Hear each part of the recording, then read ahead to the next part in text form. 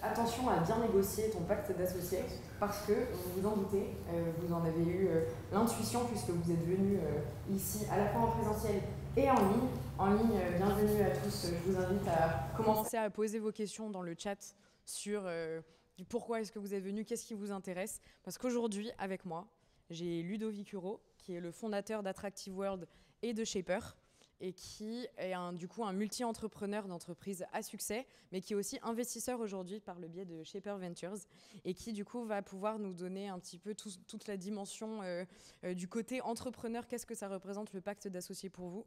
Je suis également accompagnée de Irina Serban, qui est avocate spécialisée dans tout ce qui est défense des intérêts des fondateurs, donc que ce soit lors des opérations de levée de fonds, lors des pactes d'associés ou lors de la négociation de contrats de manière générale, donc qui est une grande experte à laquelle on fait beaucoup appel au sein de l'incubateur HEC et qu'on est ravis d'avoir ici. Et nous avons aussi Mathieu, qui est le fondateur d'Axeléo Capital, et donc qui est investisseur et qui vient également ici nous partager son point de vue sur le pacte d'associés. Et donc ces trois invités ont accepté d'intervenir aujourd'hui. Et l'idée, donc Doers to Doers, pour ceux qui ne connaissent pas encore le format, c'est de maximiser vraiment l'échange entre vous, le public, et ces personnes. Donc j'ai déjà eu l'occasion de poser les questions dans la salle sur les différents intérêts les différentes questions qu'il pouvait y avoir par rapport à ces choses-là. Il y a beaucoup de choses. Quand est-ce que c'est le bon moment, quelles sont les clauses qui sont vraiment importantes, etc. Avant de rentrer dans le dur, je vais demander à chacun d'entre vous de vous présenter. Et à chaque fois, je vais vous poser une petite question. Donc d'abord, je vais commencer par toi, Irina. Est-ce que tu peux dire quelques mots pour te présenter?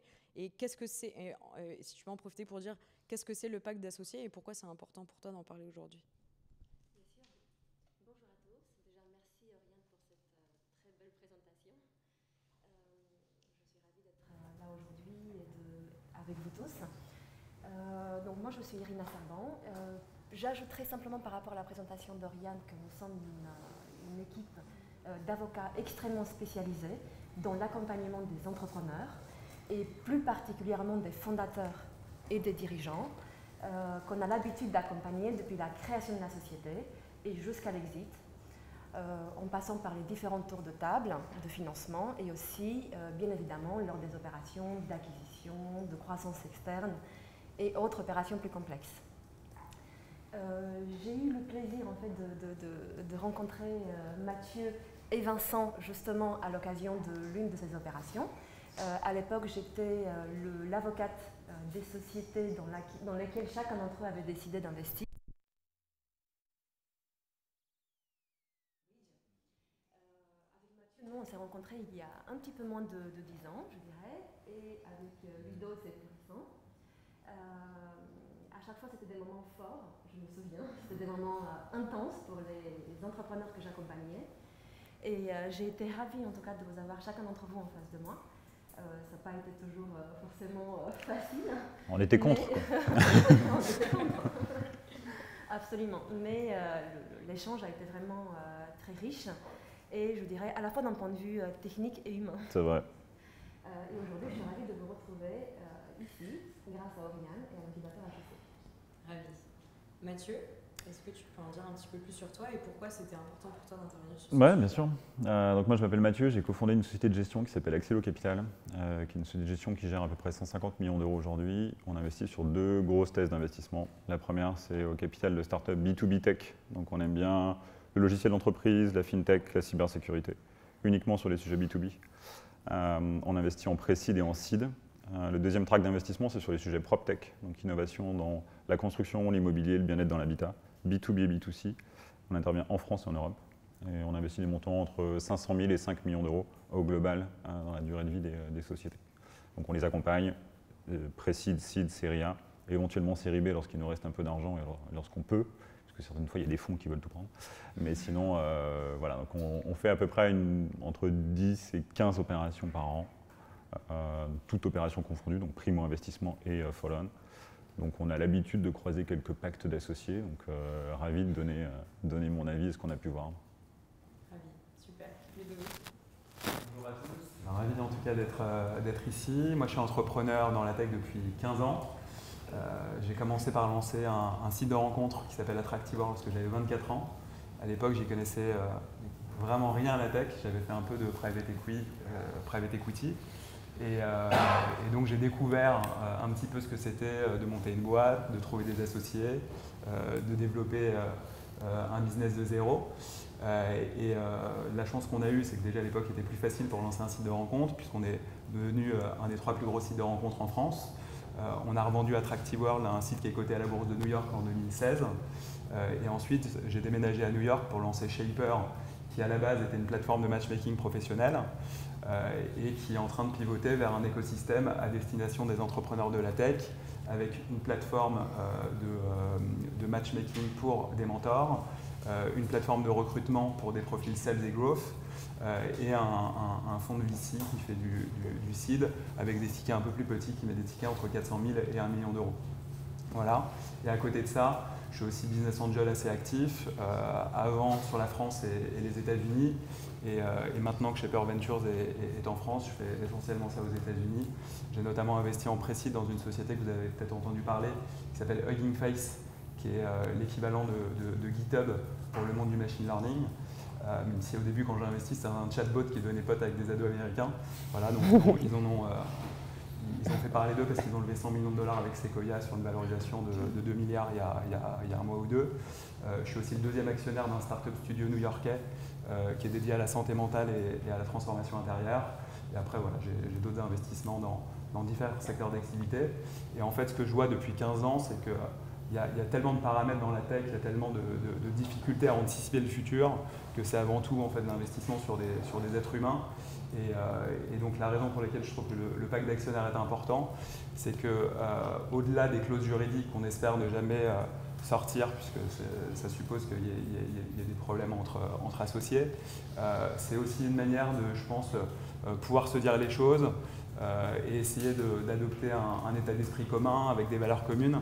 Et je trouve que c'est le meilleur moment pour pouvoir le dire, si possible en essayant d'enlever de l'émotion, parce qu'en tant qu'entrepreneur, j'ai négocié aussi beaucoup de pactes d'actionnaires. Et c'est vrai que c'est des moments qui peuvent faire un peu peur, où on peut avoir l'impression de perdre aussi un peu de liberté.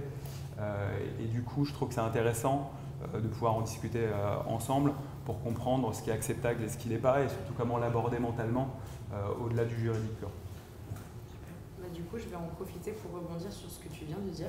Comment est-ce qu'on fait pour l'aborder au-delà du juridique pur? Quel est le mindset? Tu disais que par exemple, en fait, ça pouvait donner un peu le pacte d'associés. On va parler de plusieurs clauses qui vont parler, on va avoir l'impression un peu de restreindre notre liberté. On a aussi des personnes qui disent nous sommes amis, nous voulons nous associer. Nous avons déjà commencé à nous associer et en fait, sur le tas, il faut qu'on commence à un petit peu formaliser cette relation. Donc c'est un petit peu difficile de se détacher de l'émotion dans ces cas-là, mais aussi tout simplement lorsqu'en fait c'est un projet qui nous tient à cœur, il y a une personne qui vient un petit peu plus tard, je sais que c'est le cas de certains d'entre vous dans la salle. Ok, on a donné un peu les clés de notre bébé, comment on fait, etc. Donc pour toi, comment est-ce qu'il faut l'aborder? Que le pacte d'actionnaires, il est essentiellement là pour prévoir le worst case scénario et que de manière générale, lorsqu'on est entrepreneur, c'est quand même quelque chose d'assez important de pouvoir anticiper le scénario du pire, que ce soit dans le business, lorsqu'on fait un business plan ou lorsque ça soit dans tout ce qui est la gestion des relations entre actionnaires. Ça ne veut pas dire que ça va se passer comme ça, mais ça veut dire que si on est dans cette situation-là, généralement, c'est vraiment à ce moment-là qu'il y a beaucoup d'émotions. Je pense qu'on va surtout parler de certaines clauses comme le good liver, bad liver, lorsqu'il y a un des associés qui part, qui est moi la clause qui me faisait le plus flipper. Et du coup de se dire, voilà, à la base, on n'est pas censé sortir ce pacte d'actionnaires si tout va bien. Et moi personnellement, je l'ai sorti très rarement en 14 ans d'entrepreneuriat. Mais par contre, si on est dans cette situation, qui sont des situations où émotionnellement c'est très difficile, notamment dans les relations entre associés et entre cofondateurs, on sera content d'avoir déjà préétabli les règles pour se dire, ok, la base de départ c'est ça. Après, entre ce qu'il y a dans le pacte et la réalité, il peut y avoir des écarts, mais au moins on a une ligne directrice et finalement ça donne un confort dans la gestion de moments qui peuvent être un peu difficiles émotionnellement parce que soit le business va mal, soit il y a un associé qui part parce qu'il veut faire complètement autre chose. Voilà, on sait qu'on a déjà préalablement donné des lignes directrices sur lesquelles on peut construire ensuite. Ok. Et quelles sont ces lignes directrices, Irina? Est-ce que tu peux dire un pacte d'associés, ça ressemble à quoi? Qu'est-ce qu'il y a dedans? À quoi est-ce qu'il faut faire attention? Pour toi, quelles sont les causes? Alors on dit entendu bad liver et good liver. Je pense qu'on va pouvoir rentrer un petit peu en détail là-dessus, mais avant de rentrer en détail sur Good et Bad Liver, est-ce que tu peux faire je sais pas si, est-ce que ça se découpe en plusieurs parties, un pacte d'associés? Bien sûr. Déjà, un pacte d'associés, moi je suis avocate corporate, donc je le pratique vraiment au quotidien. Et je dirais même plus, je le vis au quotidien, vraiment aux côtés des entrepreneurs que j'accompagne. En effet, comme Ludo, tu viens de le dire, je pense qu'il ne faut surtout pas oublier en fait, le pacte est évidemment un contrat avec tous ses associés, d'un point de vue juridique, mais d'un point de vue humain. Le pacte, c'est vraiment d'accepter d'être dans le même bateau avec ses cofondateurs et avec ses investisseurs, avec lesquels on n'a pas toujours des intérêts convergents, et tout en prévoyant justement ce qui pourrait arriver de pire. Voilà, c'est justement cet équilibre qui est en pratique pas toujours évident à trouver. Et c'est là le rôle de l'avocat qui peut être vraiment très important, parce que, comme tu viens de le dire Ludo, parfois le pacte peut être extrêmement émotionnel. Oui. Et donc, voilà, l'avocate est là aussi pour, en tout cas, supprimer l'irrationnel de l'émotionnel. Voilà, donc justement, c'est important en fait que les entrepreneurs comprennent déjà ce qui est standard, ce qui est market practice, puisqu'un entrepreneur qui est rassuré sur ce qui est standard, qu'est-ce qu'on applique, voilà, qu'est-ce qui est vraiment market practice pour chacune des clauses qu'on va voir tout à l'heure plus en détail, déjà il va se sentir rassuré, il va se sentir en confiance. Et il faut savoir aussi qu'un entrepreneur, quand il est rassuré, il est capable de prendre d'excellentes décisions, en toute connaissance de cause, pas du tout des décisions guidées par la peur ou encore par une méconnaissance ou une mauvaise compréhension du pacte.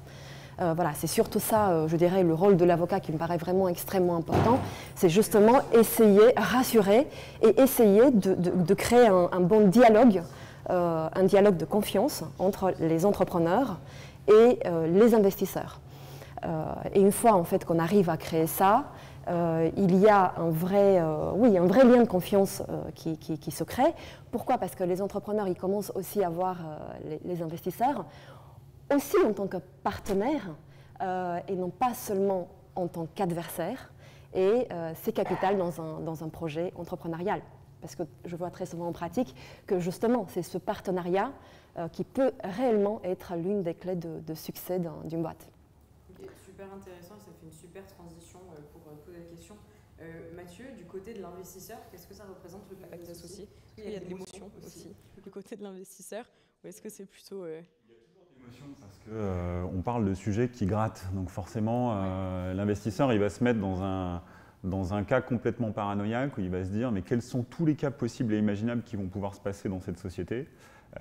Et donc, forcément, comme le disait Ludovic, ça ne va pas être des cas simples en fait. Ça ne va pas être des cas où, oui, quand il y a de la croissance, très souvent, le pacte d'associés, il est sur la cheminée, il prend la poussière. Par contre, dès qu'il y a quelqu'un qui part, dès qu'on reste beaucoup plus longtemps que ce qui était prévu, et donc on est au-delà de la clause de liquidité, bon, qu'est-ce qu'on fait? Dès qu'on a un autre actionnaire qui rentre au capital, s'il est industriel, ça va aussi déclencher d'autres clauses. Donc en fait, on va se mettre dans un cas de figure à 360 degrés pour essayer d'entourer tous les cas possibles et imaginables sur les prochaines années. Et donc, je pense qu'il y a deux phases en fait lorsqu'on négocie un pacte d'associés. Il y a une première phase d'acculturation où nous, en tant qu'investisseurs, on va expliquer aux entrepreneurs pendant cette phase plutôt de lettre d'intention en fait. Avant d'envoyer un pacte de 80 pages, on passe par une lettre d'intention en mettant en fait les clauses clés que l'on veut voir dans le cadre du deal. Et c'est à ce moment-là où on va passer 2-3 heures pour expliquer pourquoi on met cette clause. Pourquoi nous, en tant qu'investisseurs, on met une clause de liquidité. Donc c'est l'investisseur qui dit « Ok, ces clauses-là, elles sont importantes ». Exactement. Et donc c'est cette phase d'acculturation. On n'est pas dans la négo, en fait. On est juste dans l'explication. Moi, je suis obligé de mettre une clause de liquidité parce que l'argent que je gère, c'est l'argent de mes souscripteurs et j'ai 10 ans pour leur rendre l'argent. Donc quand j'investis en année 4, je dois absolument sortir en année 9 parce que l'année 10, c'est l'année où on liquide tout. Et donc c'est pour ça que je mets cette clause-là. Ce n'est pas pour embêter le dirigeant que j'ai en face de moi. Et donc il y a toute cette phase-là en fait, d'acculturation qui est pour moi assez importante et c'est aussi ce qui fait un peu le ciment du deal parce qu'il y a aussi des deals qui ne marchent pas pendant cette phase de lettre d'intention acculturation où on a des dirigeants qui ne veulent pas ou qui ne sont pas VC compatibles. C'est rare, mais ça arrive quand même. Et puis après, on a une phase de négociation où là, pour le coup, après, on rentre sur qu'est-ce qui est market practice, qu'est-ce qui l'est moins, qu'est-ce que l'on va adapter par rapport au deal, parce qu'on est sur un deal, tous les deals sont quand même un petit peu spécifiques. Donc voilà à peu près comment nous on l'aborde en tout cas. Ok, super intéressant. Et là-dessus, justement, qu'est-ce qui, tu disais que lorsqu'il y a cette période d'acculturation, il y a je sais qu'il y a des entrepreneurs à qui j'ai discuté un petit peu plus tôt qui me disaient j'ai envie de faire les choses bien. Irina aussi, tu disais que c'était important en fait d'apparaître préparé face à un investisseur. Quel est ton point de vue, Mathieu, sur ce qu'il faut savoir en tout cas, qu'est-ce qui t'inspire confiance ou à l'inverse t'inspire méfiance lorsque tu entames l'acculturation ou les négociations avec un entrepreneur? C'est forcément ce qui m'inspire confiance, c'est la capacité d'écoute du dirigeant, parce que forcément si le dirigeant écoute, comprend, on sait qu'on arrivera au bout du deal. Méfiance, c'est lorsque je commence à lister quelques clauses et on m'indique qu'en fait, en effet, dans la table de capi, il y avait quelqu'un qui était au capital, mais en fait, c'était pas quelqu'un, c'était un industriel ou c'était une holding qui était détenue par un industriel, etc. C'est toujours pareil, en fait. Les investisseurs, la défiance des investisseurs, c'est d'apprendre quelque chose pendant la période de négo sur lesquels ils n'étaient pas du tout au courant. Donc, c'est plus ces éléments-là. C'est quand même rare, puisqu'on a fait, nous, un travail en amont, et à partir du moment où on découvre quelque chose avant même le closing, c'est une vraie logique pour faire sauter le deal. Et sinon, d'une manière générale, les dirigeants réagissent très bien, les conseils les aident sur ces aspects-là. Et je vois une vraie différence entre des primo-entrepreneurs et des serial entrepreneurs. Les primo-entrepreneurs, on va passer beaucoup plus de temps sur cette étape-là. Les serial entrepreneurs, en 10 minutes, c'est réglé en fait. Et là, pour le coup, avec les serial entrepreneurs, par contre, on passe beaucoup plus de temps pour la négo parce qu'eux ont vécu en fait certaines clauses très pénibles. Ils disent non mais ça, c'était vraiment pénible, je veux la négocier d'une manière différente. Oui, ça c'est très intéressant parce que moi aussi dans ma pratique, pareil. Évidemment, je n'accompagne pas du tout de la même façon un entrepreneur, un primo-entrepreneur qui voit très souvent quand il me voit, il voit pour la première fois un pack d'actionnaires lors de son premier tour de seed qu'un serial entrepreneur. Avec un primo-entrepreneur, j'ai une approche qui est beaucoup plus pédagogique, alors qu'avec un serial entrepreneur, on va tout de suite dans le fond des choses, dans les nuances, plus sur la stratégie et évidemment le passé qui a pu la marquer, oui. Ok, super. Ouais. Et toi, Ludovic, est-ce que tu as des exemples? Après, je rajouterais juste peut-être, je pense qu'il y a quand même une différence entre négocier un pacte d'actionnaires avec justement des business angels ou des family office et un pacte d'actionnaires avec des VC. Et je pense que c'est là où l'entrepreneur doit aussi bien comprendre finalement les typologies d'interlocuteurs avec lesquels il discute, parce que comme tu l'as précisé Mathieu, lorsque tu discutes avec un VC, ce n'est pas son argent. Il a un mandat pour gérer l'argent d'autres personnes avec des sujets de liquidité, etc. Alors que lorsque tu discutes avec un business angel ou un family office, l'argent c'est le sien. Du coup, il a peut-être un peu moins d'attente en termes d'horizon de liquidité. Et il y a peut-être certaines clauses qui sont un peu moins market practice qu'il va potentiellement accepter compte tenu d'un certain contexte. Donc je pense que ça c'est important de bien le comprendre du côté de l'entrepreneur, de savoir avec quel type d'interlocuteur il discute, à la fois dans sa stratégie de levée de fonds, parce que lorsqu'on discute avec des fonds et avec des business angels, ce n'est pas le même niveau de dialogue, et ça se reflète aussi dans le pacte d'actionnaires. Tiens, petit truc là-dessus, moi ça fait une petite quinzaine d'années que je fais ce métier-là. Quand j'ai commencé, le pacte faisait 20 pages. Aujourd'hui, je pense qu'ils en fait 80. Oui. Et je pense qu'en fait, c'est différentes couches rajoutées à la fois par les conseils, à la fois par les investisseurs, de cas qu'ils ont vus en fait, ces dernières années. Et en fait, comme on est sur un métier qui a clairement évolué parce qu'il y a de plus en plus d'opérations sur le capital, enfin, il y en a eu énormément ces 15 dernières années, on a un métier qui s'est un peu complexifié, enfin un pacte qui s'est complexifié, lié à tous ces éléments en disant « Ah oui, non, mais moi j'ai vu ce cas-là, donc il faut que je mette à peu près une clause, voire 2 pages là-dessus, pour résoudre ce cas qui représente peut-être moins de 1% des cas réels. » Donc voilà comment on arrive à une complexité des pactes et des avocats très riches. Oui, c'est exactement ça. Mais je dirais que j'insisterai sur ce qui est vraiment important. Et je pense qu'avec le pacte, il ne faut surtout pas chercher à avoir une bonne connaissance de toutes les clauses du pacte, parce qu'aujourd'hui, on peut parfois avoir des pactes qui sont très, très longs. L'essentiel, je pense, c'est vraiment de se concentrer sur l'essentiel, sur les clauses principales qui intéressent réellement les fondateurs et les dirigeants. Good et bad liver, les clauses de gouvernance. Oui. Est-ce que tu peux rentrer un petit peu légèrement dans le détail de ce que ça représente, qu'est-ce que c'est, qu'est-ce que ça régit? Donc on a bien évidemment la clause qui intéresse forcément tous les fondateurs d'une société, qui est la clause de good et bad liver, qui s'applique surtout en cas de départ d'un fondateur. C'est une clause qui est tout simplement parfaitement standard et marquée de practice de l'avoir dans un pacte, tout simplement parce que les investisseurs, quand ils investissent dans un projet, ils misent vraiment sur l'équipe. C'est l'équipe qui a de la valeur au tout premier tour de table. Donc ils veulent s'assurer et se rassurer sur le fait que l'équipe va rester dans la société pendant un minima un certain temps. Et là, on prévoit justement une durée de la clause de good et bad liver. Et évidemment, on prévoit qu'en cas de départ, que ce soit un départ volontaire, comme par exemple une démission, ou en cas de départ involontaire, comme par exemple une révocation ou un licenciement, on prévoit qu'on peut racheter toute une partie des actions du cofondateur en question. Et là, on pourrait rentrer dans la nuance de cette clause, puisqu'on a tout un régime juridique qui lui est applicable. Et je dirais, une deuxième clause qui est importante, c'est la clause de gouvernance. Évidemment, là aussi, c'est très important de trouver un équilibre avec les investisseurs et éviter des clauses de gouvernance trop fortes, comme par exemple conférer des droits de veto, surtout lorsqu'on a des investisseurs qui ont un faible pourcentage de participation dans la société. Là aussi, la clause de gouvernance doit être un petit peu le reflet de la prise de participation de l'investisseur dans la société. Donc elle gère vraiment quel pouvoir on donne aux investisseurs et de manière générale, quelles sont les décisions qu'on prend de manière collégiale. Voilà, donc c'est vraiment quelque chose de très important, mais là aussi c'est important d'avoir quelque chose d'équilibré. Et je finirai par les clauses d'exit, qui sont les clauses la clause de liquidité préférentielle, la clause de liquidation préférentielle. Voilà, ce sont les deux clauses qui sont très importantes également. Super, nous avons une question dans la salle. Pardon, investisseur, je vais t'inviter. Oui, merci. Oui, j'avais une question parce que vous opposez dans votre exposé de la clause de good et bad liver, qu'on a effectivement du mal à expliquer souvent, vous opposez investisseurs et fondateurs, mais ce qui me paraît intéressant dans cette clause, c'est qu'on peut même l'expliquer entre fondateurs, en fait, l'importance de l'avoir. Et ça devient d'un seul coup beaucoup plus simple à comprendre, en l'occurrence. Extrêmement important de se dire que c'est même essentiel, je veux dire, pour les fondateurs, de lire cette clause aussi comme un petit peu un équilibre qu'ils vont pouvoir trouver entre eux.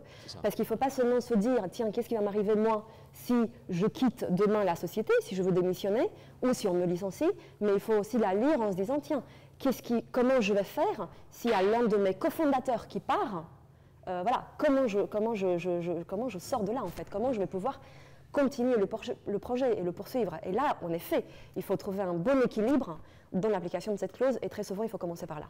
Oui, ok, voilà, c'est sur le premier point, la première clause, sachant qu'il me semble que ça permet, typiquement, quand il y a un cofondateur qui s'en va, le fait que, par exemple, la société rachète ses titres nominaux, ça permet de faciliter l'arrivée de quelqu'un qui va le remplacer, par exemple. Et à qui il faudra donner de l'equity. Pardon ? Là, on parle de manière très soft, mais le sujet qui fâche. Oui, mais bon, il y a le prix. Attendez, mais juste pour, je ne sais pas si on s'étend sur cette partie de la clause. Sur la deuxième clause qui me paraît, ma remarque là sur la deuxième clause que vous évoquiez, qui est la clause de gouvernance. Est-ce que ça a un sens ?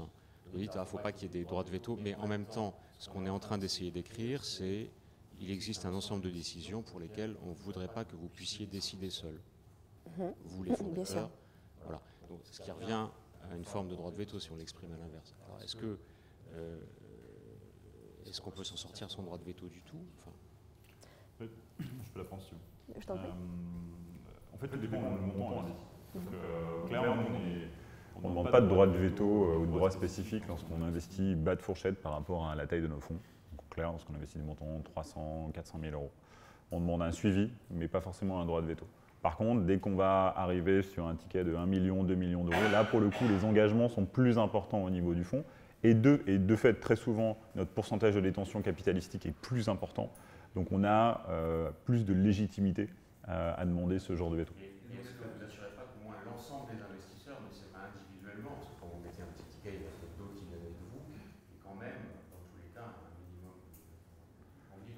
tout dépend. Non, tout dépend de la taille du tour. Des fois, sur des sociétés vraiment au démarrage, où on va se rendre compte que ça va plus complexifier en fait, la relation qu'autre chose, on ne va pas mettre ce genre de clause. On les mettait il y a quelques années, on ne les met plus maintenant pour laisser plus de flexibilité et parce qu'on est aussi dans un environnement concurrentiel. C'est-à-dire que si vous arrivez en expliquant que vous mettez 200 000 € et vous voulez un droit de veto pour tout, eh ben, ils vont voir le VC d'à côté qui va dire « Ok, non mais tiens, prends l'argent en BSAR, il n'y a pas de pacte, il n'y a rien. » Et de fait, on peut perdre des deals aujourd'hui avec des clauses comme celle-ci. Là où c'était, je dirais, un monde un peu différent il y a une dizaine d'années.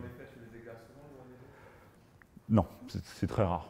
C'est très rare. Parce que c'est aussi ça, quand on investit sur des projets au démarrage, pour moi, les 80% de la valeur, c'est la valeur de la team, et 20 à 30%, c'est le marché / le produit.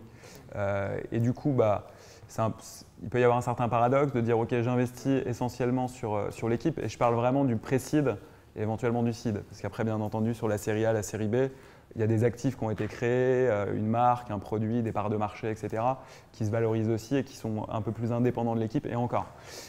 Mais c'est vrai que lorsqu'on investit au démarrage, on investit essentiellement sur la qualité de l'équipe et sa capacité à itérer. Moi, je vois les meilleurs investissements que j'ai faits. Aujourd'hui, c'est des produits qui n'ont rien à voir avec les produits dans lesquels j'ai investi au démarrage. Mais par contre, c'était des marchés qui étaient suffisamment profonds et avec un fort potentiel. Et surtout, c'était une équipe qui était capable d'itérer extrêmement vite pour pouvoir trouver le bon angle pour attaquer le marché qui avait du potentiel et ensuite dérouler. Et du coup, cette capacité d'itération, elle peut aussi être bloquée par des droits de veto. Et en tant qu'entrepreneur, on a besoin d'avoir des gens qui vont nous bloquer en permanence. Donc, le seul intérêt, juste pour finir là-dessus, du droit de veto, c'est potentiellement d'engager une discussion. C'est que parfois, quand tu es entrepreneur, tu es un peu la tête dans le guidon et d'avoir quelqu'un qui te dit « Écoute, voilà, on prend un peu de recul et on engage cette discussion », c'est quelque chose qui est extrêmement positif. Après, est-ce qu'il faut la rédiger avec un droit de veto pour engager cette discussion ou est-ce que c'est un canal de communication suffisamment ouvert et bienveillant pour qu'en fait l'entrepreneur voit de la valeur à discuter avec ses principaux investisseurs et puisse engager ces discussions avant de prendre des décisions stratégiques. Voilà, il y a deux manières de le traiter, quoi. Soit avec le veto, soit avec… C'est vraiment la question, parce que quand on rédige ça, c'est pas pour dire, en général, il n'y a pas de veto, mais ce qu'on veut, c'est que la discussion ait lieu au bord de ce sujet-là. Oui, bien sûr. De faire en sorte qu'elle ait lieu et d'écrire… Et je pense que ça, c'est vraiment, c'est un mix entre déjà de choisir les bons entrepreneurs. Parfois c'est difficile, mais c'est d'avoir des gens qui ont suffisamment à la fois d'intelligence émotionnelle, qui sont suffisamment humbles aussi pour être capables de se remettre en question et d'écouter. Et je pense que ça, c'est aussi dans le rôle de l'investisseur d'essayer de l'évaluer, même si parfois c'est difficile. C'est comme un recrutement, c'est compliqué de le savoir sur quelques rendez-vous. Un investissement, surtout dans un marché compétitif, parfois ça se fait en très peu de temps et du coup on peut se tromper dans notre jugement sur les qualités humaines des entrepreneurs.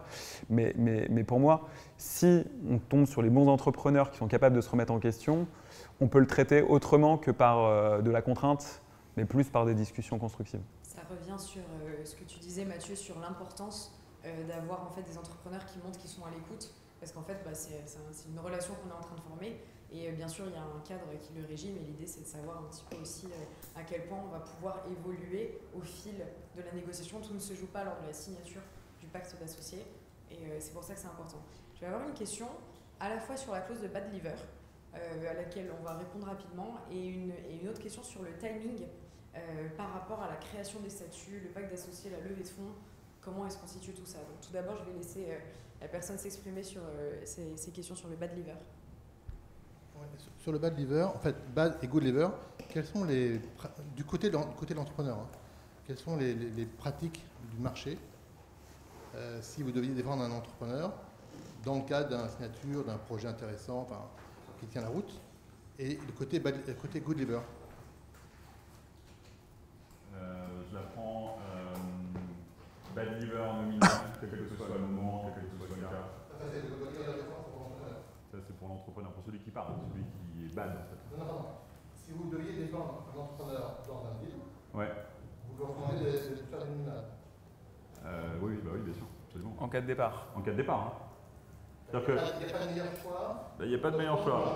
Votre associé, il pique dans la caisse. Est-ce que vous avez vraiment envie de lui payer? Ah si, on parle de bad liver en fait. On parle de bad liver. Non, je pense que la question, c'est est-ce qu'on met la démission dans le bad liver? Je pense que c'est surtout ça. Parce qu'effectivement, s'il y a une… Oui. Vous parlez des pratiques du marché. Donc, madame est avocate, vous défendez un entrepreneur qui vient vous voir, qui a signé un contrat super intéressant, machin. Jusqu'où vous pouvez faire avancer sa cause dans la partie bad liver et good liver? Personnellement, en tant qu'avocate des entrepreneurs, je me bats pour essayer d'avoir un liver, le prix du liver en tout cas, qui soit le mieux négocié pour les entrepreneurs que j'accompagne, évidemment. Ce prix, il faut savoir aussi qu'il peut évoluer avec le temps, c'est-à-dire qu'on peut prévoir, idéalement c'est de partir de la valeur de marché avec des décotes en fonction de l'année d'application. Ça ne plaît pas toujours aux investisseurs. Voilà, donc, donc vous voyez, il y a vraiment une vraie marge de négociation. Voilà, tout dépend réellement du deal en question, tout dépend du montant qu'on décide d'investir, tout dépend de la place de l'investisseur. Donc ça dépend d'énormément de paramètres, mais je pense que l'essentiel est de comprendre qu'il y a énormément de… Voilà, il y a beaucoup de négociations, mais il faut aussi savoir qu'il y a certains investisseurs qui ont vraiment leur market practice et parfois, voilà, on accepte, on n'accepte pas. Moi, j'ai un cas où l'avocat en question a vraiment bien négocié les clauses de bad liver. On n'a pas pu les attaquer. Tout simplement parce que le prix était tellement élevé que personne ne voulait racheter. Ce qui fait qu'aujourd'hui, il y avait deux cofondateurs qui avaient chacun 30% du capital. Il y en a un qui a fait n'importe quoi. Il s'est barré de la société. Il a encore 30% du capital. Je pense que vous ne pouvez même pas vous imaginer les boules de celui qui reste tous les matins à se lever pour faire le travail en fait pour la même valeur que celui qui a fait n'importe quoi. Ouais, sans parler de la dilution supplémentaire, parce que il faut bien remplacer le cofondateur. Moi, je pense que c'est vraiment une question de philosophie. Pour moi, il y a vraiment les départs subis et les départs choisis. Lorsque c'est un départ subi et que tu risques de te faire licencier parce que tu t'entends plus avec ton cofondateur qui est peut-être un peu plus de pourcentage que toi et qui se met d'accord avec l'investisseur, c'est normal qu'il y ait un good liver et que tu puisses garder une partie de tes parts ou revendre les parts à un prix qui est sur la market practice, enfin sur la fair market value, pardon. Par contre, quand c'est un départ choisi, je pense que tu romps un petit peu le pacte de confiance que tu as fait avec tes cofondateurs ou avec tes investisseurs. Parce qu'encore une fois, lorsque l'investisseur investit au démarrage de la boîte, donc en pré-seed ou en seed, il investit sur les gens. Et moi, si j'investis sur un projet et que je sais que dans 2 ans, un des 2 fondateurs n'est plus là, peut-être que je n'aurais pas investi sur ce projet ou peut-être que j'aurais investi sur une valorisation qui n'a rien à voir. Et du coup, c'est quand même hyper important et c'est là où je disais que pour moi, le pacte, c'est aussi une façon de se dire les choses les yeux dans les yeux en termes de morale. C'est de se dire, OK, moi j'ai investi sur toi, je veux que au moins dans les 4 prochaines années, jusqu'à ce que la société soit suffisamment structurée et qu'elle ait suffisamment d'assets pour pouvoir se développer sans ton drive, entre guillemets, je veux être sûr que pendant ces 4 années-là, donc probablement jusqu'à la série A ou un peu plus que la série A, tu sois on board, tu sois avec nous. Et je ne parle pas, encore une fois, si tu subis le départ, si c'est toi qui choisis de partir. Et si tu choisis vraiment de partir parce que tu as envie de changer de vie et tu te dis en fait le business ça ne m'intéresse pas, je veux bosser dans du non-profit, avec plaisir. Mais par contre, c'est normal que tu rentres tes parts parce que nous on a besoin de se réorganiser et on a besoin de pouvoir réattribuer ces parts-là à d'autres cofondateurs qui sont des late founders qui vont rejoindre l'aventure et de relouer en partie les fondateurs qui restent et les investisseurs existants parce que finalement c'est un peu comme si on faisait un discount sur la valorisation sur laquelle on était rentré tout simplement parce qu'une partie de la valeur a disparu de la société. Et du coup, moi c'est vrai que c'était quelque chose qui m'a pas mal stressé et notamment j'avais quelqu'un qui est patron d'une très grosse boîte dans l'alimentaire qui avait décidé de mettre 1 million d'euros dans ma startup. Et lui, il s'en fout des market practices. Voilà. Lui, il est à l'ancienne, il a montré sa boîte qui fait aujourd'hui des dizaines de millions d'euros de bénéfices tout seul. Et il m'a dit, moi, c'est simple, je te mets 1 million d'euros alors qu'il n'y a rien dans ta boîte à part toi, à une condition, c'est que tu restes au minimum 5 ans on board. Et si tu pars, si tu décides de partir, on restera bons amis, mais tu perdras tous tes titres. Et j'en ai parlé avec mes associés et on s'est dit, OK, c'est faire. Parce que il investit essentiellement sur nous. Et donc je comprends que ça puisse être un peu angoissant pour les entrepreneurs, mais moi ça me semble quand même normal de s'engager au moins sur 4 ans dans le développement de sa boîte lorsqu'on va demander de l'argent à des investisseurs, ou alors à ce moment-là, il faut faire des boîtes qui sont bootstrappées, il faut trouver des business models qui se rentabilisent sans avoir besoin de lever de l'argent, et là, personne ne nous embête et on peut partir quand on veut, ou on peut faire du remote au bout du monde sans qu'on vienne nous dire quelque chose, tout simplement parce qu'on n'a pas demandé l'argent de gens qui l'ont économisé par ailleurs dans leur vie et qui l'investissent dans sa boîte. Super intéressant, merci beaucoup. C'est bien de rentrer vraiment dans le détail de ces clauses de good et bad liver parce que ça permet vraiment de comprendre en fait qu'est-ce qui est au cœur, et on se rend compte qu'en fait ce sont des enjeux très profonds du voilà, l'argent que moi j'ai gagné au cours de ma vie, si je l'investis, il faut qu'il y ait des choses qui soient faites en retour, et puis on voit du coup que ça pose des questions qui sont très profondes. C'est des questions qui sont passionnantes. Je vais désormais passer au sujet du timing, parce que j'ai une question sur le timing. Donc ce pacte d'associés, donc on le fait quand ? Certains l'ont fait tard, et donc je vais laisser une personne poser sa question. Et ensuite, je vais aussi prendre une question dans le public sur. Je sais qu'il y a des personnes qui voudraient intégrer d'autres associés plus tard, donc soit avant, soit il n'y a pas de pacte d'associés de base, soit le pacte d'associés est en cours de création, soit il y avait déjà justement un pacte d'associés, donc il faut rajouter une autre personne. Donc je vais d'abord laisser une personne poser la question sur le timing, et ensuite on pourra poser la question des personnes supplémentaires dans l'équipe. Sophie, membre Querc. En fait, nous, on a créé au départ une SAS à capital variable en se disant, avec des copains, c'est vrai, des copains qui se connaissaient depuis 15 ans à peu près, on s'est dit on quitte les gros groupes et on crée une boîte. Et en fait, on a essayé d'être vigilant avec notre avocat, déjà dans les statuts, à vraiment faire attention à des clauses de gouvernance, effectivement, au rachat. Nous, on est plutôt dans des actions, ce serait un pacte éventuellement d'actionnaires. Là, on est au carrefour, on doit lever des fonds. Donc le timing, c'est quoi ? Parce qu'effectivement, on n'a pas du tout fait de pacte d'actionnaires. Alors on commence à rencontrer les difficultés, même entre fondateurs, avec ceux qui ont... Est-ce qu'il y a encore du cash pour investir, etc. Donc on doit lever des fonds. Maintenant, est-ce qu'il faut le faire avant, justement ? Comment ? Parce qu'on est aussi dans des sujets qui fâchent. Donc c'est pas évident de... Comment le faire, quoi. Vous allez faire votre levée dans un mois, c'est peut-être pas la peine. C'est peut-être pas la peine de faire signer tout de suite un pacte d'actionnaires, mais de le faire au moment de l'opération, de levée de fonds. Si en revanche votre levée de fonds va prendre un certain temps, oui, il est clairement recommandé de faire signer déjà un pacte entre cofondateurs.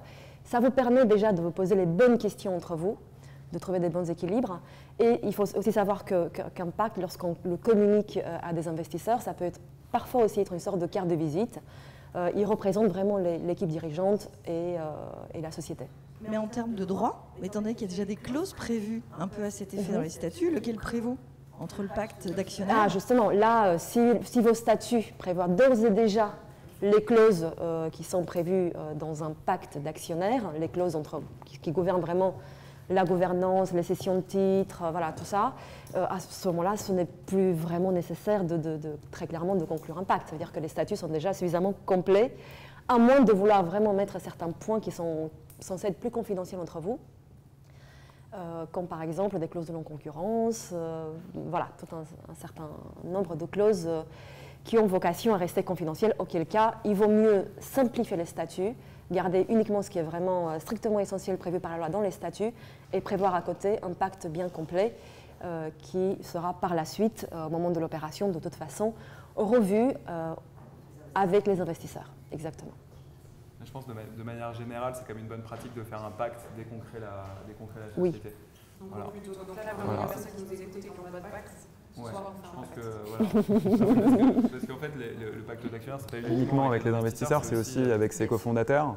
Et du coup, sauf si tu crées ta boîte tout seul, à partir du moment où tu as au moins un cofondateur, c'est important de pouvoir anticiper.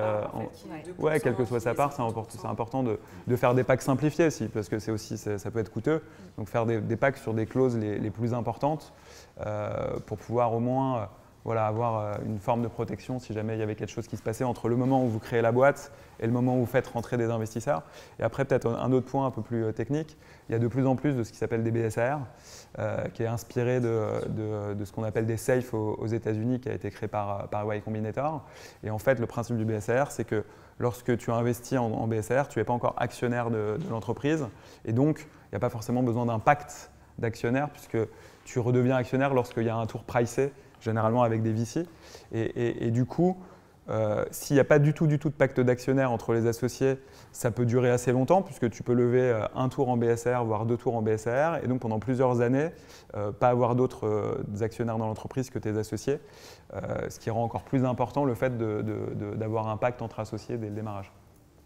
Oui, surtout, c'est vrai, l'exemple du BSR est un très bon exemple, puisque je rencontre vraiment très souvent en pratique, surtout ces dernières années. Oui, en effet, donc le BSR, grâce au BSR, si vous voulez, les investisseurs ne sont pas encore devenus actionnaires, c'est-à-dire que concrètement, ils ne font pas partie, donc ils ne sont pas convoqués en assemblée générale, ils ne bénéficient pas du droit au dividende si jamais il y a un dividende, ce qui reste théorique évidemment pour un projet en seed. Mais voilà, ce qui est important, c'est de se dire, voilà, ils ne sont pas encore actionnaires, mais ils sont quand même propriétaires d'un titre de capital. Or, si vous ne concluez pas de pacte avec les titulaires de BSR, vous acceptez en quelque sorte de leur conférer un peu plus de droits et d'avoir potentiellement de mauvaises surprises. Donc, c'est vraiment important de se faire signer un pacte avec les titulaires de BSR. Ce qu'on essaie de faire là-dessus sur la partie BSR, c'est justement de mettre en place une side letter, un minima, qui reprend les points que l'on veut voir dans le futur pacte d'associés. Ouais. Parce que sinon on rentre dans une zone grise et en effet, s'il y a plusieurs tours de table en BSR, on peut être pendant 3 ans sans pacte, ce qui est quand même un peu difficile à gérer. Donc en effet, vérifier qu'il y a déjà un pacte d'associés entre les associés opérationnels et essayer de dealer dès maintenant en fait, via une side letter les futures clauses du pacte d'associés. Et donc il y a une question qui était dans le public, donc c'est une question assez ouverte, j'ai envie de dire, et j'aimerais la poser à Ludovic par exemple, mais aussi à Mathieu, parce que c'est peut-être le cas dans une de tes boîtes. Comment on fait pour intégrer quelqu'un qui n'était pas là au départ? Enfin, comment est-ce qu'on fait pour faire rentrer petit à petit quelqu'un dans sa société, peut-être d'abord un petit peu et puis de plus en plus, et il faut faire un pacte d'associés à chaque fois, à quelle fréquence est-ce qu'on doit utiliser ce document? Comment est-ce que vous avez vécu ça?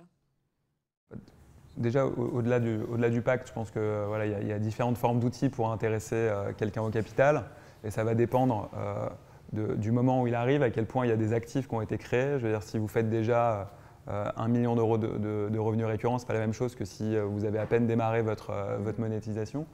Et ça dépend aussi s'il y a déjà des actionnaires ou s'il n'y a pas encore d'actionnaires. S'il n'y a pas d'actionnaires et que c'est le démarrage, généralement, ce qui peut se faire, c'est des sessions au nominal ou quasiment au nominal pour pouvoir incentiver ce qu'on va appeler un late co-founder et vous s'assurer qu'il sera extrêmement intéressé au développement de votre entreprise. Si le late founder arrive beaucoup plus tard, le plus simple, c'est de lui donner des BSPCE. Avec un point d'attention sur le prix d'exercice des BSPCE, puisque c'est sur cette base-là qui va créer du patrimoine ou non, en fonction de ce prix-là. Et du coup, bien entendu, quelle que soit la forme d'intéressement, et notamment s'il y a de l'equity, c'est hyper important que ce late founder soit partie prenante au pacte. Donc tout l'enjeu, c'est quelle catégorie d'outils d'incentive et quel est le pourcentage que vous êtes prêt à lui donner. Ce pourcentage est beaucoup plus haut si c'est le démarrage que si c'est la suite, et aussi en fonction de la valeur ajoutée et donc du besoin stratégique d'avoir l'expertise de cette personne au sein de l'entreprise. Il y a certains late founders qui font augmenter votre valorisation dans la journée qui suit leur arrivée, parce que, je ne sais pas, si vous êtes sur de la deep tech et que vous avez une énorme star en machine learning, du coup, la perception que les investisseurs auront de l'entreprise va être différente, et donc ça va augmenter le potentiel de valorisation. Juste pour compléter, sur un point, il vaut mieux faire rentrer le late founder avant le tour de table, parce que le tour de table va être pricé. Et dès que vous avez un prix pour votre société, c'est ensuite très compliqué pour faire des sessions de titres au-delà du prix. puisque ce sera considéré. De fait, faites le maximum si vous avez besoin d'un light funder pour le faire rentrer avant le tour de table. Vous avez très souvent, les sociétés sont jeunes et donc vous pouvez faire des sessions de titres nominales, ce qui permet quand même de remodeler le capital d'une manière beaucoup plus simple que de le faire post-opération. Où là, post-opération, les cas que l'on voit, c'est stock option, enfin BSPCE, mais en fait, on est sur des dirigeants qui sont optionnaires et non pas actionnaires quand même, qui changent quand même un petit peu. Et nous, ce que l'on essaye de faire, malgré tout, c'est de les forcer à participer au tour de table. Certaines fois, on a un late founder qui arrive concomitamment au tour de table, qui puisse mettre un ticket. Et on a une petite règle, plus il met un ticket important, plus il a droit de BSPCE pour montrer qu'il y a un commit et qu'il y a un système de rétribution. Super. J'ai une question au fond, dans le public, que je vais répéter au micro. Parfait. En fait, vous avez dit que le pacte des actionnaires, c'est un peu une carte de visite des entrepreneurs. Qu'est-ce qu'un business angel et plus tard un fonds d'investissement va regarder concrètement dans le pacte des actionnaires? Alors, on a dit que le pacte d'actionnaires était un peu une carte de visite auprès des investisseurs. Qu'est-ce que vous allez regarder, vous, vraiment, en tant qu'investisseur dedans? En fait, on va juste regarder s'il n'y a pas des clauses spécifiques. J'ai eu le cas une fois où un des dirigeants avait créé une société et s'engageait à rétrocéder ses actions au moment de la sortie à une ONG. Sa plus-value, en expliquant que s'il atteint plus de X fois de prix par action, il céderait X% à une ONG. Et ça, c'était écrit dans ses statuts. Donc c'est quelque chose que j'ai découvert, que j'ai apprécié, et deux, que l'on a traduit, nous, après, dans les documents juridiques que l'on a mis en place, plutôt dans le pacte, en l'occurrence, dans ce cadre-là. Mais c'est juste d'essayer de voir s'il n'y a pas des clauses un peu outlier par rapport à ce qu'on a l'habitude de voir. Et j'imagine que parfois, ça peut être aussi des sociétés qui ont pu faire du crowdfunding, qui ont énormément d'actionnaires, et au moment de leur seed ou série A, voilà, là, il faut absolument restructurer le capital pour éviter d'avoir 50, 100 actionnaires au capital d'une société si jeune. Oui. J'avais une autre, si vous voulez intervenir Non. sur ce. J'ai une autre question dans le public que je vais répéter ici. Pour rebondir sur l'intégration d'un late co-founder juste avant un tour, il faut combien de temps avant un tour pour pouvoir céder entre guillemets les actions à prix préférentiel sans créer de précédent sur le tour qui arrive? Moi, je dirais 2-3 mois, mais c'est toi la pro. Légalement, on est tenu, une fois qu'on a une valorisation, donc une fois qu'on fait rentrer en fait un light funder, on crée en quelque sorte une valorisation de la société, puisqu'on on parle de toute façon de valorisation. Il y a forcément soit une cession de titres, soit une émission de BSPCE. En général, donc légalement, on est tenu par cette valorisation pendant 6 mois, à moins de pouvoir être en mesure d'expliquer une augmentation de la valorisation de la société, par des critères bien évidemment objectifs. Voilà, ça c'est la théorie. Maintenant, en pratique, c'est vrai que l'usage est vraiment d'avoir 2-3 mois d'écart entre le moment où on fait rentrer un cofondateur, un late founder, et l'opération de seed. Par contre, il ne faut pas que tu aies une term sheet. C'est vraiment 2-3 mois avant l'opération. Absolument. Si tu as une term sheet et que tu fais rentrer quelqu'un au nominal, là pour le coup, ça peut être un peu compliqué. Ouais. C'est 3 mois entre le moment où il y a des actions et le moment où il y a une term sheet. Exact. Oui. Donc 3 mois entre le moment où il y a l'action et le moment où il y a l'action. Et tout dépend aussi, en réalité, bien évidemment, du stade du projet, puisqu'on ne parle pas du tout de la même chose si on est déjà avec une société qui fait déjà un énorme chiffre d'affaires. Voilà, donc c'est vraiment au cas par cas. Il faut évidemment faire extrêmement attention, parce que sinon on peut avoir de mauvaises surprises fiscales. BSPCE, il peut y avoir des décotes sur les prix d'exercice. Bien sûr, bien sûr. C'est combien les décotes maximum que tu peux avoir en prix d'exercice par rapport au prix du tour? Tout dépend là encore aussi du niveau de développement de la société. Ouais. Parce que pour expliquer sur... Est-ce que c'est qu'un problème fiscal? Ouais, je crois que c'est fiscal le problème. Oui, tout à fait. Ça peut être considéré en fait comme un avantage en nature, tout simplement. Être comme qualifié en avantage en nature, Oui. tout le monde paye. Le salarié, la société, la boîte, etc., voilà. la charge sociale et tout.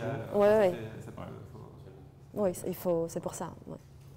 Juste pour rebondir sur les BSPCE, c'est vrai que parfois, lorsque il y a déjà eu un tour pricé et qu'on a envie d'incentiver un late founder, on va lui donner des BSPCE qui vont lui permettre dans le futur d'acheter des actions au prix du dernier tour.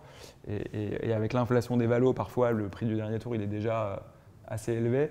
Et donc la question que je posais, c'est je sais qu'on peut mettre un petit discount sur les BSPCE parce qu'on considère que les BSPCE donnent accès à des actions classiques, common, je ne sais pas en français comment tu dis, traditionnelles, et alors que le dernier tour se fait en actions de préférence.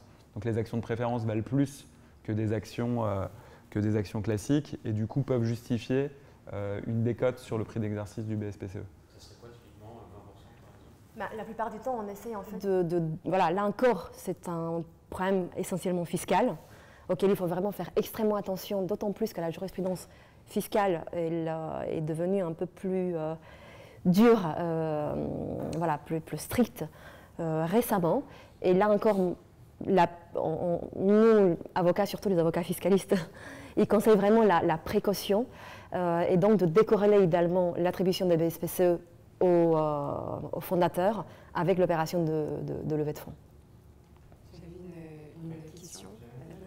Comprendre quel est le fonctionnement au moment de levée de fonds. Est-ce qu'on va recréer un nouveau pacte d'associés si on en avait déjà avec nos actionnaires, qui est un investisseur qui rentre? Et du coup, est-ce qu'on se base sur la lettre d'intention pour le remodeler? Ou bien on part, comment ça se passe concrètement? Donc, si je reformule la question, lorsqu'on a un pacte d'associés qu'on doit refaire parce qu'il y a un investisseur ou un associé, est-ce qu'on doit le refaire entièrement en fonction de la lettre d'intention, qui peut être très différente en fait du pacte qu'on a de base, ou est-ce qu'on reprend du pacte de base? Comment est-ce qu'un investisseur prend le fait qu'on lui dise « alors on a déjà un pacte, est-ce que ça vous va si on se base plutôt sur celui-ci » Comment ça se passe? Dans la plupart des cas, le pacte va être refait sur la base de la lettre d'intention, puisque dans la lettre d'intention, la liste des clauses que l'investisseur ou ou les business angels vont demander seront beaucoup plus larges que ce que vous aviez prévu au départ, puisqu'on va être dans des cas spécifiques liés à la liquidité, à la gouvernance, et où vous, en tant que fondateur au départ, vous n'allez pas complexifier votre pacte avec des clauses de gouvernance, enfin, c'est très très rare. Donc généralement, on va repartir sur la lettre d'intention, on va refondre complètement un pacte. Par contre, c'est différent lorsque vous allez avoir un autre tour de table, où certaines fois les pactes sont refondus de la même manière, puisque l'autre investisseur va arriver encore avec des clauses un peu différentes ou supplémentaires, et donc ça peut être refondu, mais ça peut également être adapté via un avenant au pacte, ce que l'on voit aussi certaines fois, où les investisseurs expliquent le pacte a déjà été élaboré d'une manière assez qualitative, et toutes les clauses que l'on a présentes dans le pacte sont les clauses que l'on voulait nous en tant que nouvel entrant, donc pas besoin de refondre un pacte, il modifie juste à la marge quelques clauses, et là ça va beaucoup plus vite. Et généralement, ce que tu vois sur le vesting du justement good liver, bad liver, quand tu arrives en série A, est-ce que le vesting repart à zéro ou est-ce que tu restes sur le vesting précédent? Franchement, ça dépend des cas. Ça dépend vraiment des cas. Je vois des vestings qui repartent à zéro et je trouve ça très dur. Surtout s'il y a des clauses où pour le coup, là, les clauses nominales, elles se comprennent quand la société, la valeur, c'est essentiellement la valeur des fondateurs. Mais une fois que tu arrives à la série A ou série B, il y a un vrai actif créé. Là, pour le coup, je ne serais pas d'accord en tant qu'entrepreneur de faire un bad liver au nominal alors que tu as déjà créé de la valeur. Et là, nous, pour le coup, on se met à défendre les fondateurs en expliquant l'historique que l'on a avec eux, le fait qu'ils ont déjà créé de la valeur et que ça n'a pas de sens en fait, de repartir sur un vesting total. Donc, on essaye de négocier quand même un middle ground, mais il y a des investisseurs qui sont assez durs sur les clauses de vesting. Donc, on repart à zéro 3 ou 4 ans après, ce qui peut être dur à avaler pour les dirigeants. Et j'ajouterais simplement que le fait que la lettre d'intention, c'est vraiment le document qui comporte les piliers de l'opération. Donc même si c'est un document qui est très court, c'est un document qui est extrêmement important pour les entrepreneurs. Donc voilà, faites bien attention avant de signer une lettre d'intention. Surtout, assurez-vous que vous l'avez bien comprise, parce que c'est elle qui va être reproduite et qui va être la base notamment de votre pacte d'actionnaires. Et pour le coup, ça vaut le coup de prendre un avocat. Plusieurs fois, moi, j'ai été en face d'entrepreneurs qui n'avaient pas d'avocat sur la lettre d'intention ou la term sheet. Et c'est généralement moins efficace. Il y a généralement plus d'émotions parce que justement, l'entrepreneur n'a pas la vision de ce qui est normal, ce qui ne l'est pas. Et du coup, c'est quand même un bon investissement d'être accompagné par un avocat pour négocier la term sheet. Je vais prendre 2 dernières questions dans le public, puisque l'heure tourne. Et oui, déjà. Je vais prendre 2 dernières questions et ensuite, moi, je vais vous poser, et la dernière question, ce sera sur la gouvernance, c'est-à-dire, Est-ce qu'il y a une courbe plus j'ai négocié mon pacte d'associés, moins j'aurai de problèmes plus tard, ou si je l'ai fait un peu à la va-vite, je vais avoir beaucoup de problèmes plus tard, ou alors les problèmes, ça arrive dans la vie d'une entreprise et ça n'a rien à voir avec le pacte d'associés ou pas. Donc on va peut-être répondre à cette question, ensuite je prendrai encore 2 questions du public et on pourra terminer. Les regards se sont dirigés vers toi. J'ai 2 questions. La première réponse, est-ce qu'un pacte d'associés évite des problèmes? La réponse est non. Quelle que soit la taille de votre pacte d'associés et quelle que soit la liste des clauses, si vous devez avoir des problèmes avec des cofondateurs, avec des industriels, avec des VC, vous aurez des problèmes. Donc ça peut permettre de résoudre, mais ça ne va pas éviter les conflits. En fait. Non, mais c'est intéressant de le dire aussi. Donc ça c'est important. Et sur ta question sur la gouvernance, c'est très intéressant. Et pour le coup, moi, tous les meilleurs deals que j'ai réalisés, j'ai été tellement inutile au board, mais comme jamais en fait. Parce que les dirigeants étaient exceptionnels. Ils avaient rarement besoin de nous. Il n'y avait pas de sujet sur les droits de veto, etc. Ils faisaient tout dans les règles de l'art. Et les deals sur lesquels j'ai passé le plus de temps à checker les droits de veto, à vérifier les PV de board, etc., c'est les deals moyens ou les deals qui sont partis au TAP. Donc en clair, on a beau avoir… en dépôt de bilan, les deals qui n'ont pas fonctionné. Donc en clair, je pars du principe que on a beau avoir des clauses de gouvernance bien écrites où les dirigeants doivent nous envoyer les board packages, donc les présentations 10 jours à l'avance ou une semaine à l'avance. Donc tout le monde se fait plaisir au départ a priori. Mais en fait, in fine, ce qui compte, c'est dans quelle mesure les dirigeants sont capables réellement d'exécuter et dans quelle mesure le board est utile.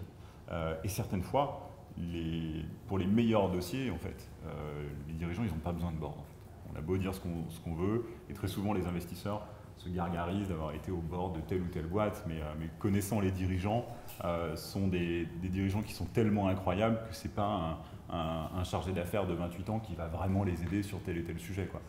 Je suis volontairement provocateur, mais je pense que c'est important aussi de l'avoir en tête. Donc peu importe la clause de gouvernance, je trouve que, je fais l'analogie, en fait, nous, on est un investisseur et c'est un petit peu comme si vous étiez dans un bus, en fait. C'est-à-dire que moi, les bons deals, c'est quand je suis au fond du bus et que je fais rien. Et au fur et à mesure que le pilote il est mauvais, et ben on se rapproche du rang par rang, jusqu'à un moment donné, on est copilote et on lui dit là, il faut que tu tournes à gauche, là, il faut que tu tournes à droite. Et heureusement qu'on a les clauses de gouvernance, parce que là, clairement, on va pouvoir l'aider à piloter. Et certaines fois, on est obligé de prendre le volant. On est obligé de sortir le pilote pour pouvoir prendre le volant. C'est des cas très spécifiques et heureusement qu'il y a le pacte, heureusement qu'il y a la gouvernance là-dessus. Mais je préfère être au fond du bus. Et moi, j'ai une petite question que j'aimerais poser à Mathieu et à Ludo. Je me demande, en fait, en tant qu'avocate, quel est l'impact de la négociation, de la manière dont la négociation d'un pacte et d'un deal global s'est passée au tout début, quel est l'impact ensuite sur la gouvernance, sur la manière dont les relations entre les entrepreneurs et les investisseurs se construisent, comment ça se passe en fait après, entre vous? Moi je trouve que le plus gros impact c'est le choix en fait de l'investisseur. C'est-à-dire que peu importe les clauses, je suis complètement d'accord avec toi, peu importe les clauses qui sont dans le pacte, c'est comme toute relation humaine en fait. Il y a des gens avec lesquels vous allez bien matcher, les choses vont bien se passer, ça va être constructif, vous allez être en confiance, et d'autres avec lesquels ça va à chaque fois mal se passer. Et du coup, je pense que déjà l'essentiel, c'est de bien choisir ses investisseurs, de ne pas hésiter aussi à prendre des références. Je trouve qu'il n'y a pas encore assez d'entrepreneurs qui le font, de se dire ok, donne-moi les 10 dernières boîtes dans lesquelles tu as investi et prendre 3 noms au hasard et leur demander des intros. Ça c'est vraiment, je pense, hyper important parce qu'à partir du moment où tu as bien choisi ton investisseur, que tu es sur la même ligne, il y a quand même des très très grandes chances que les sujets de gouvernance se passent naturellement, indépendamment des clauses. Et je pense que c'est ce que à la fois l'investisseur et l'entrepreneur doivent viser, c'est de se dire ok, on écrit ce pacte, on le met à la cave et ensuite on a juste envie de faire un projet dans lequel à la fois on va s'éclater et qui par conséquent va être un succès financier, on sera tous contents. Et du coup moi franchement le principal conseil c'est vraiment ça, c'est vraiment de prendre le temps de bien choisir l'investisseur. Et bien choisir l'investisseur, ce n'est pas uniquement la valorisation, C'est sûr que les belles valorisations, ça permet de communiquer dans la presse et de se dire qu'on est extraordinaire. Mais avant tout, ce qui fonctionne, c'est lorsque tu as le bon produit sur le bon marché et que tu as les bons investisseurs pour te soutenir. Et les investisseurs, c'est effectivement de l'argent au démarrage. C'est quand même, parce que je pense que tu es modeste Mathieu, c'est quand même des gens qui voient beaucoup de choses. Un investisseur, je ne sais pas combien de dossiers vous voyez, mais plus de 1000 par an. Et du coup, tu as quand même des benchmarks sur ce qui se fait sur le marché, ce qui ne se fait pas, qui sont importants au démarrage. C'est des gens aussi qui peuvent t'aiguiller ou te faire des bonnes intros parce que finalement, c'est des écosystèmes à eux tout seuls. Ils connaissent énormément de gens qui sont dispo pour rejoindre des aventures start-up. Donc, ils connaissent des talents, ils connaissent des advisors, ils connaissent d'autres investisseurs sur des tours peut-être un peu plus late stage, en France comme en Europe ou aux États-Unis.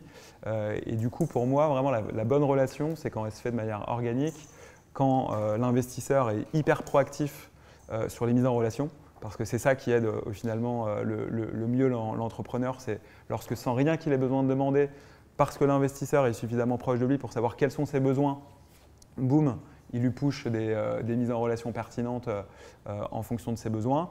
Et ensuite, si la société se développe vraiment énormément et qu'il y a des sujets soit de sortie, soit des sujets de croissance externe, parce qu'on en parle assez peu, mais une manière de croître, c'est aussi de pouvoir acheter d'autres startups complémentaires. Je pense que l'investisseur peut aussi beaucoup apporter parce qu'encore une fois, via son écosystème, il arrive à savoir quelles sont les bonnes startups, celles qui ne le sont pas, et ce qui peut être stratégiquement intéressant, tout simplement parce que des acquisitions, il en a vu peut-être des dizaines, alors que l'entrepreneur, faire de la croissance externe, il l'aura peut-être fait une fois ou jamais.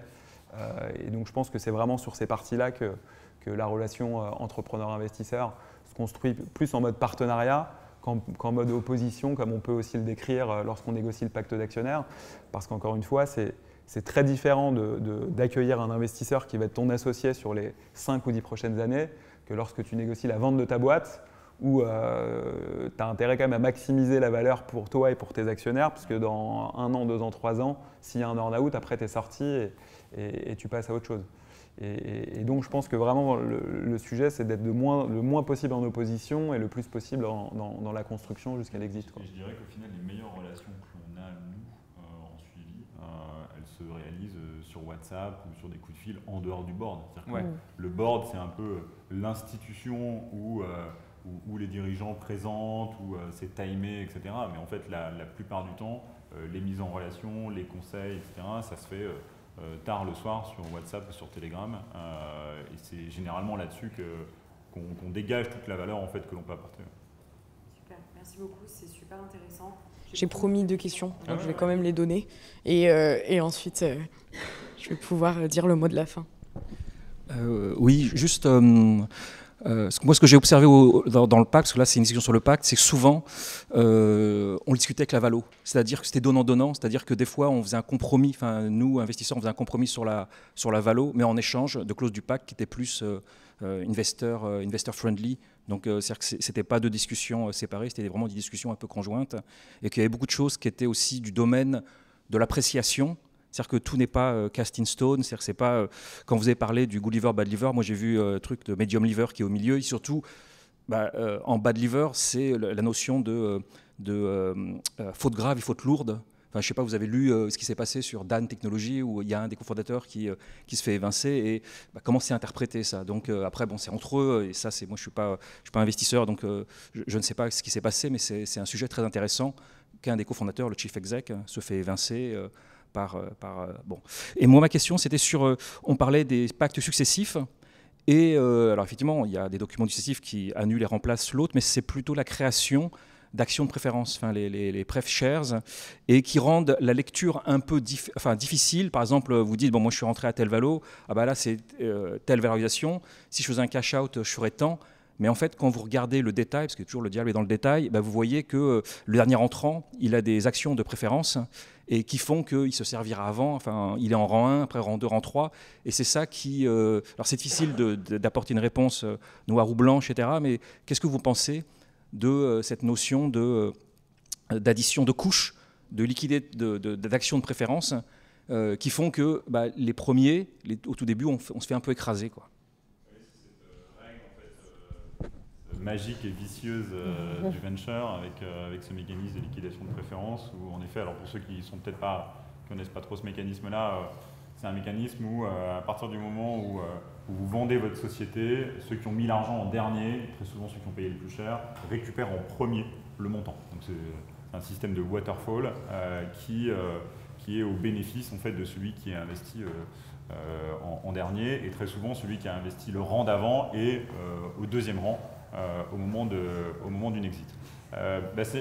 Au final, je pense que tu as répondu toi-même à ta question parce que tu expliques qu'il y a des compromis lorsque les valorisations sont élevées, et ça c'est un vrai compromis, c'est-à-dire que ce qui était en face des valorisations élevées, c'était un mécanisme de liquidation préférentielle. Et encore, il y a plusieurs types de mécanismes de liquidation préférentielle. Je pense qu'on ne peut pas rentrer ici parce qu'on en a pour 2 heures, mais en clair, à partir du moment où vous pricez très cher, vous avez la possibilité de récupérer. Et donc, comme on a vu beaucoup de tours de table sur des prix très élevés, certaines fois les liquides préf ne récupéraient pas seulement une fois, mais peut-être un peu plus qu'une fois au moment de la sortie. Et c'était un petit peu le revers de la médaille sur un impact dilutif qui était limité pour le dirigeant. Et donc là, pour le coup, je me mets côté dirigeant. Il faut que les dirigeants soient bien capables de faire tous les calculs, parce qu'au fur et à mesure des tours de table, vous avez en effet des couches successives de liquidation de préférence. Certaines fois, c'est très compliqué à lire sur les pactes d'associés. Et moi, je conseille très souvent de mettre en annexe un exemple de liquidation de préférence. Donc, tout le monde travaille sur un fichier Excel pré-deal pour savoir, ok, mais vraiment, si jamais la société elle est vendue au prix du post-money, donc au prix du tour, qu'est-ce que moi je récupère en tant que dirigeant? Donc là, certaines fois, on se retrouve avec des dirigeants qui découvrent le mécanisme de liquide préf en tour B ou en tour C, en disant, ah ouais, mais d'accord, au final, je ne vais pas récupérer 30% du capital comme ce que j'ai. Ah ben non, en fait, puisque tu avais négocié ça avant, et malheureusement, il n'y a pas eu l'exercice en fait, mathématique réalisé. Donc moi, je pousse tout le monde dès le départ, dès le premier tour de table, à faire un petit fichier Excel pour bien se rendre compte en fait, du mécanisme de liquidation de préférence. Après, peut-être pour compléter, déjà, je suis complètement d'accord avec toi sur l'exemple, parce que c'est extrêmement compliqué lorsqu'il y a des couches successives d'actions de préférence. La logique de l'action de préférence, moi, je la comprends, et c'est vrai que sur Shaper Ventures, on la demande, parce que c'est à peu près les standards du marché. Après, moi, je la trouve quand même assez vicieuse, parce que si y a un pivot dans l'entreprise, ou si à un moment les choses vont moins bien que prévu, ça peut créer des problématiques de motivation pour les fondateurs qui n'ont quasiment plus aucun intérêt, puisqu'ils savent qu'ils ne vont pas pouvoir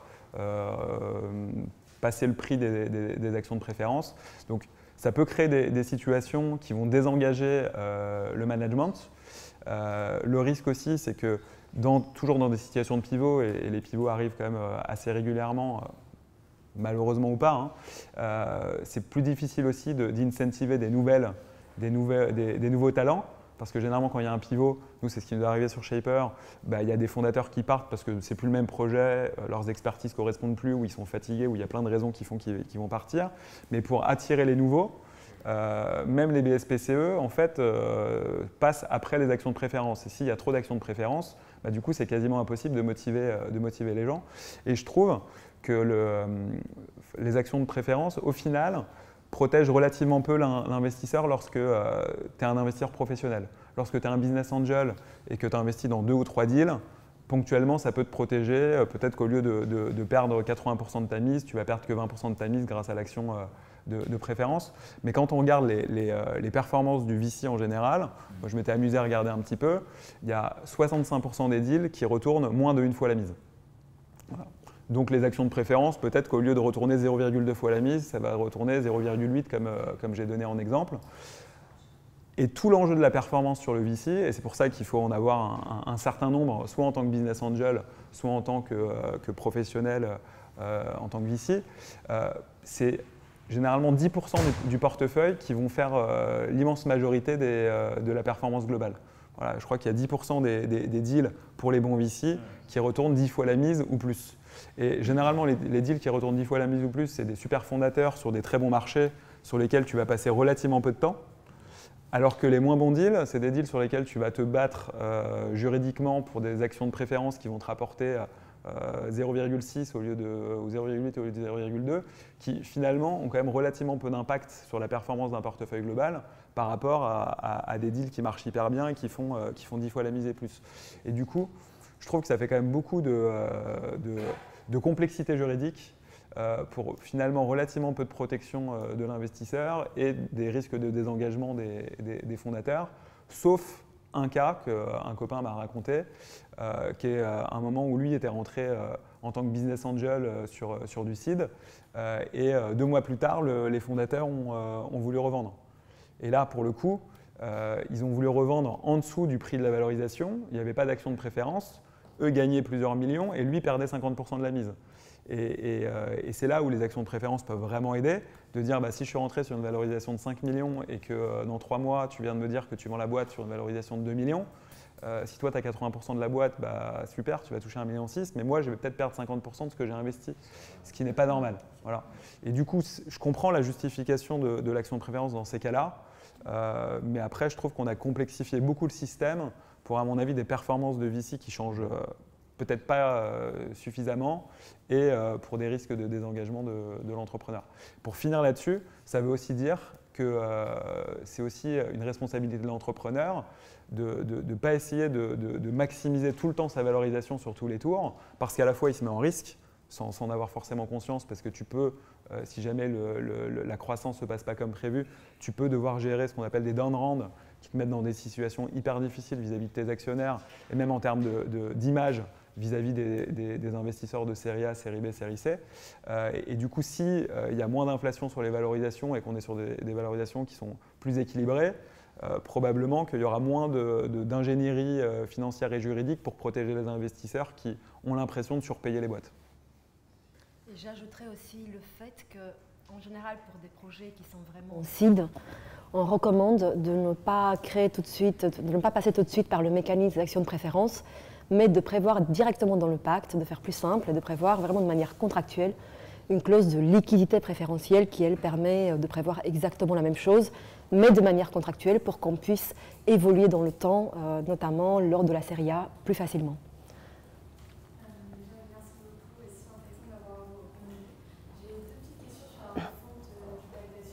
La première, c'est par exemple 2 fondateurs qui ont leur part en hard equity. Est-ce que souvent dans vos deals, vous demandez le vesting de leur propre part? Et deuxièmement, si un des fondateurs a des parts en BSA, vous dites ok, non, toi tu auras tes 20% pas en BSA, mais tu les auras en vesting ou avec un autre mécanisme. Voilà. Et là, tu es sur une situation avant tour de table, c'est ça?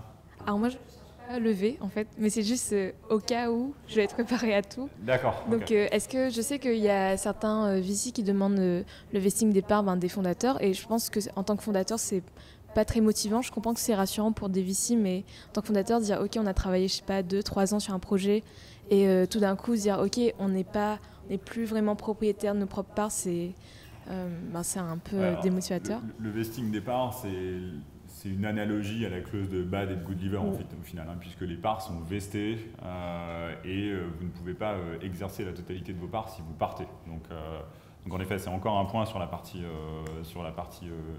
good et bad liver. Honnêtement, je pense qu'il faut considérer le premier tour de table institutionnel comme le début de cette aventure-là. Et autant, on en parlait tout à l'heure avec Ludovic, autant on a cette capacité à peut-être sur un tour de série A ou de série B, lorsque vous faites déjà plusieurs millions d'euros de chiffre d'affaires, lorsque les dirigeants ont démontré qu'ils étaient capables de travailler ensemble pendant 5-6 ans, de dire ok, ce n'est pas un vesting total sur l'ensemble de vos actions, parce que si vous partez le lendemain, il y a déjà un asset qui a été créé. Autant si c'est le premier tour de table et que la société a 6 mois ou 1 an, c'est quand même plus logique qu'il y ait un vesting total, parce que on ne sait pas en fait si le ciment tient entre les cofondateurs. Ça c'est aussi assez important. Typiquement, on voit de plus en plus de sociétés qui sont issues d'entrepreneurs first, de handlers, qui font du matchmaking en fait entre porteurs de projets pour créer des projets. Et je trouve ça vraiment très bien, et ils sortent des projets extraordinaires. Seulement, les dirigeants se connaissent depuis peu de temps, et donc c'est encore un peu fragile. Donc là, c'est une raison supplémentaire de mettre un vesting assez fort et des clauses de bad liver qui tiennent la route. Merci beaucoup. Donc en 1 heure, on a pu échanger sur énormément de sujets.